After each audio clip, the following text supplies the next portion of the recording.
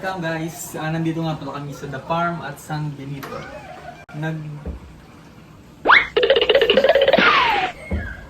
Ulit. Nakabook nga pala kami dito sa Banaba Deluxe Room. Tara, ituturo ko kayo. Dito tayo sa, syempre, unahin natin yung comfort room nila. So, yan, napakabango. Meron din sila mga toiletries dito, dental kit, shaving kit, and toothpaste. And of course, meron silang sabon, tissue, meron din silang baso. At dito yung mga The Farm at San Benito yung towel nila, no? And dito yung shower room nila. Shampoo, conditioner, and may extra soap din dito. Tapos, meron din dito yung bowl nila, toilet bowl, and may kasamang bidet. Yan. Siyempre, may basa na.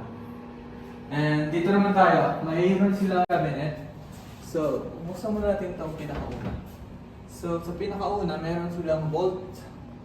Kung may mga alas kayo, mga mamahaling gamit, pera, pwede nyo siyang ilagay dito for security purposes. And this one is, I think this is blower, hair blower. Yeah. Hair blower para sa buhok ng aking asawa. So, the other drawer is nothing is inside. What this one? Oh, andito pa yung 2 wardrobe para sa akin and para sa aking wife. And 2 sleepers. How about the other one? Sa isa is wala. Pwede kayong magsampay dito, pero wala siyang hanger. Sarado na natin. Tapos dito yung mga luggage namin. Tara, dito naman tayo sa minibar nila. Ito. May mga dark chocolate sila. Tapos dito naman sa kabila, roasted cacao. Ayan, oh. Chocolate. And ito yung pinakasikat dito syempre sa Batangas. Kapeng Barako. And tapos meron silang Summit Steel. I think this natural drinking water. Tapos meron silang chair.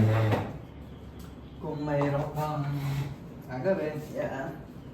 Napaka-comfy naman yung chair nila. Yeah. Okay, no?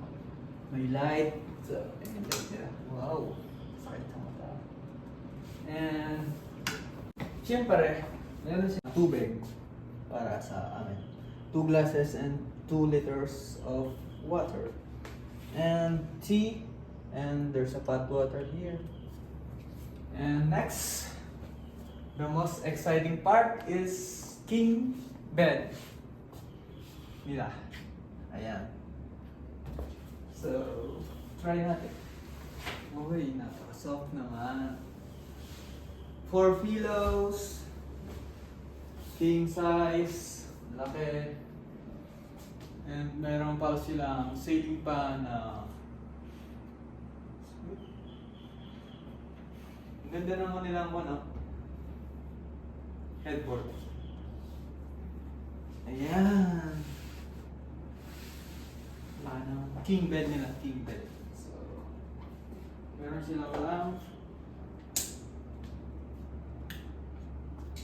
And of course, meron silang AC. And meron silang mini chair here.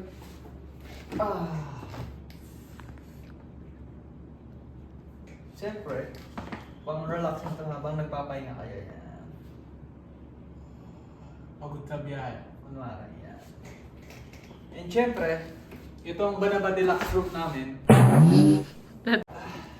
At siyempre, mayroon pang isa. Itong Banaba Deluxe Room namin may kasamang veranda. Ayan. Napaka-nature yung nila. Ayan, no? Uy, mayroon ding chair. May table na gawa sa wood. Ayan ah. Wow. Napaka-relaxing ng veranda nila oh. Ayan ah. Napakadaming mahogany. Diba? Daming humuhuning ibon. Napaka-relaxing. Lalo siguro sa gabi dito, napakatahimik. Kaya binasagan tong The Farm at San Benito sa number 100 best wellness spa in the world. Ayan may buko sila. Napakataas ng buko nila. Kaso ilang peraso lang yung bunga. And this tree, halika nila.